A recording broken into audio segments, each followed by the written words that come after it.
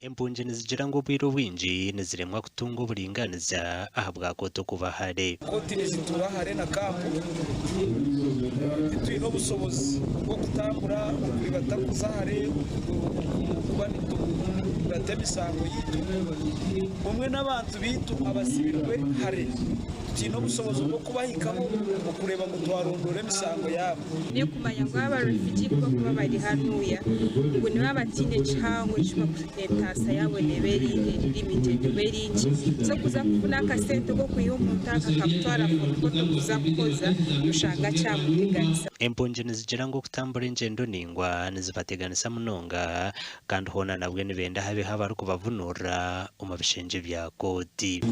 Kiresire emisango yaye yongera mu settlement munonga twine obuzibu ebicweka bingi kashanju nitana hari mu 10 twine yusi konka yusi nosanga teine mirumo because distance already tulion shabangu base ku gazettinga Kooti Kyaka II refugee settlement but gazetting yo Kooti then ne chaba interpreters of course totally gazetted Kooti Kyaka II and this by interpreters in man bakora chini baba riho Mathataremwa oryo muramuzo mu Kooti ya Kyegegwa nagira ngo bagezaho okusibuhereza bwa Kooti mu kampeji konka nabo hine biro kubashomoza. Litigants to access court is too long at times.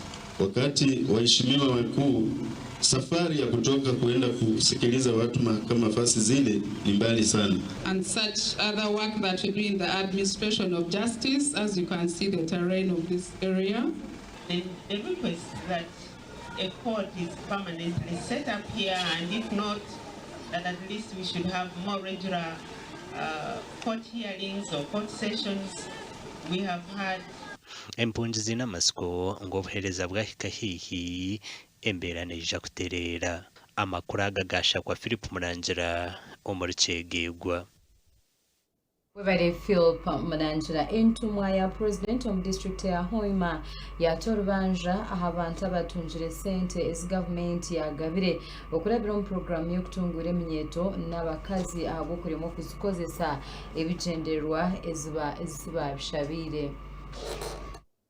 Timu yabe byentunguka yebyanga noro kujonarizwa sente z'eminyeto n'abakazi bebembirwe entumwa ya president mu district ya Hoima imekatera tuyabagenyi bashwizuma projects z'abantu abatungire sente za Youth Livelihood Fund hamwe na Uganda Women Entrepreneurship Project kandi kishanyirwa ngo bingi sente bakazikoresa ku bitu baziganyirwamo.